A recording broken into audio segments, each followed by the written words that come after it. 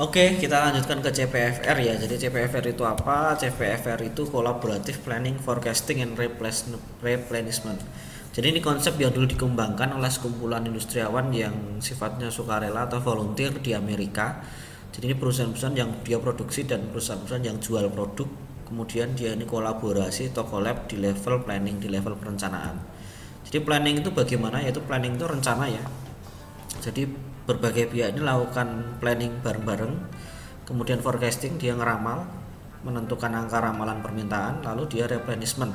Jadi dia koordinasi kapan barang dikirim, saat stok tersisa berapa, kemudian sudah dikirim dan lain sebagainya. Jadi planning, forecasting dan replenishment intinya adalah collab. Nah di sini ada strategi dan planning. Di bidang strategi planning ini perusahaan atau kedua belah pihak dia menyetujui adanya kerjasama bahwa mereka akan masuk ke arrangement collaborative planning forecasting and replenishment. Jadi ada kesepakatan di level top ya, level pimpinan dulu bahwa keduanya itu mau sepakat untuk bikin strategi dan bikin planning bareng-bareng.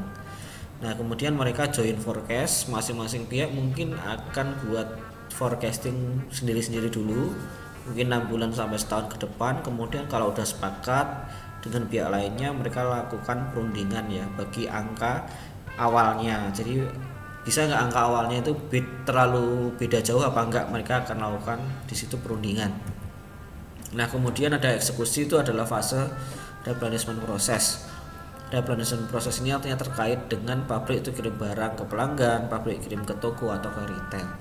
Jadi di eksekusinya adalah di bagian replenishment proses. Nah kemudian fase analisis, kalau udah 3 bulan bareng-bareng lakukan CPFR ini, kenapa errornya masih tinggi misalnya secara kolaboratif, waktu walaupun udah di forecast bareng-bareng, kenapa errornya masih tinggi, kenapa keakuratan peramalannya itu masih rendah, ada evaluasi apa sih untuk melakukan kita perbaikan untuk ke fase selanjutnya. Jadi model CPFR ini akhirnya bentuknya lingkaran ya, jadi dia akan seperti bola atau roda yang ngalir terus menerus, nggak ada awal akhir. Karena di analisis evaluasi terakhir, bagian terakhir ini lakukan lagi dari awal. Setelah analisis evaluasi lakukan lagi dari awal. Jadi CPFR ini adalah model yang kental dengan nuansa continuous improvement. Jadi pengembangan yang berkelanjutan. Jadi kita nggak bisa stuck diam, selesai enggak, tapi analisis, kemudian kita lakukan pengembangan berkelanjutan atau continue improvement. Jadi ini kita bisa mengenal istilahnya adalah Kaizen. Jadi kalau di Jepang konsep ini namanya Kaizen. Beberapa perusahaan besar di Jepang selalu menerapkan prinsip Kaizen atau konsep Kaizen ini, pengembangan yang berkelanjutan. Nah ini misalnya adalah VMI, lalu kita masuk ke VMI, Vendor Managed Inventory. Jadi kalau VMI itu tanggung jawab malah justru ke vendornya. Jadi tanggung jawab pengelolaan atau persediaan itu ke vendornya. Jadi kita sebagai buyer tuh hanya nyediain stok data, kemudian berapa inventory yang tersedia, tersisa, kebutuhan sehari-hari, itu datanya kita kasih ke vendor kita aja. Jadi dari informasi itu vendor nanti akan nentuin kapan dia akan ngirim, jumlah berapa dan lain sebagainya. Jadi ada proses yang namanya sharing informasi di sini. Jadi pemindahan tanggung jawab yang sebenarnya itu adalah sebenarnya bagi-bagi informasi atau sharing informasi.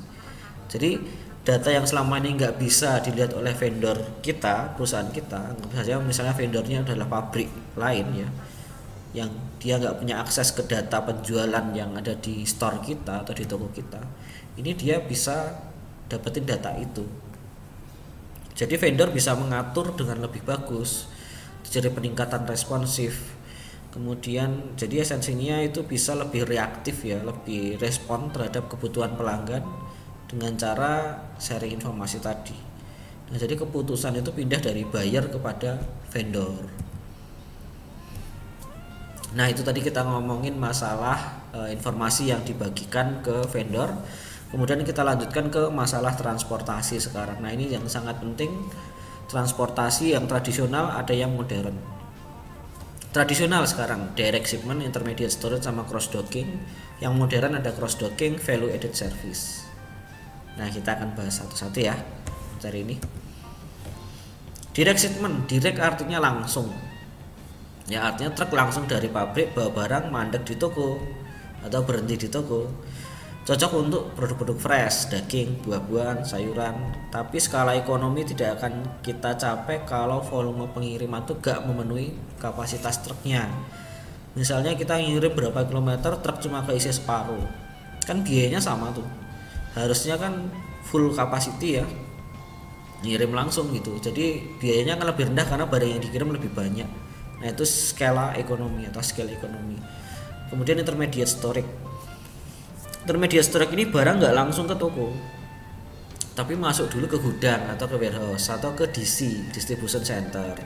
Jadi di sini pabrik itu ngirim ke DC supaya pabrik selalu bisa mengirim dengan volume full capacity. Jadi kalau dari pabrik ke gudang, ya dari pabrik itu truknya bisa penuh terus, masuknya ke DC dulu, barang bisa taruh dulu di DC sebelum didistribusikan lagi ke toko-toko. Kenapa gitu? Karena DC itu akan melayani banyak toko dan juga nyimpan produk selama beberapa waktu. Jadi peran tradisional dari gudang pada umumnya itu sebenarnya adalah untuk nyimpan barang kan. Nah itulah fungsinya dari DC atau warehouse. Kemudian kita lihat proses nyimpan barang seperti apa. Yang pertama nerima dulu, receiving. Barang datang dibongkar, dicek ya, kesesuaian dokumen, legalitas dan macam-macam, kualitas, jumlahnya sesuai enggak, itu penerimaan. Yang kedua put away, dipindah ke tempat di mana barang mau disimpan. Jadi dari area receiving ke area penyimpanan. Jadi ini dipindah dulu ya, mau disimpan di mana. Oke lanjut. Storage, barang disimpan.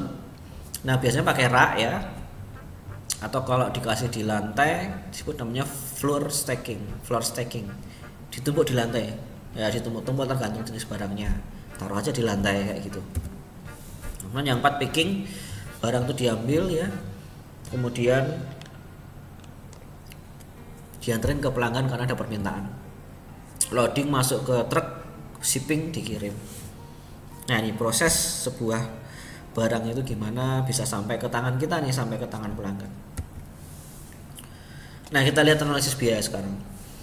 Sebuah dealer ada dia menggunakan tanah pertanian sebagai warehouse. Terdapat 3 lokasi semuanya di Cina. Carilah total biaya yang paling rendah. Nah kita bisa lihat pakai rumus ini.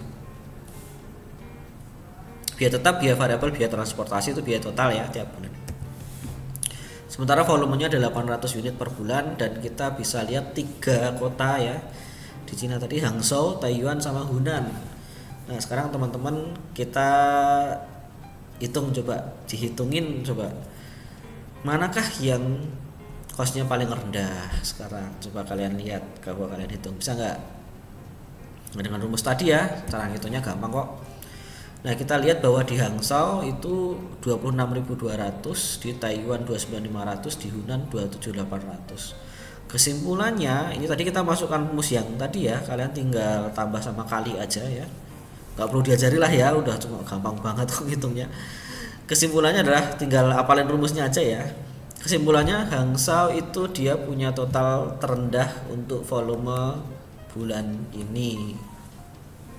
Karena apa? Ya karena kita lihat cost-nya cuma 26.200, yang lain mahal 29 sama 27, 29.500 sama 27.800 di Taiwan sama Hunan. Sehingga kalau kita fokusnya ke cost ya, ke biaya ya, pastinya gudangnya di Hangzhou aja deh gitu. Karena lebih murah biayanya.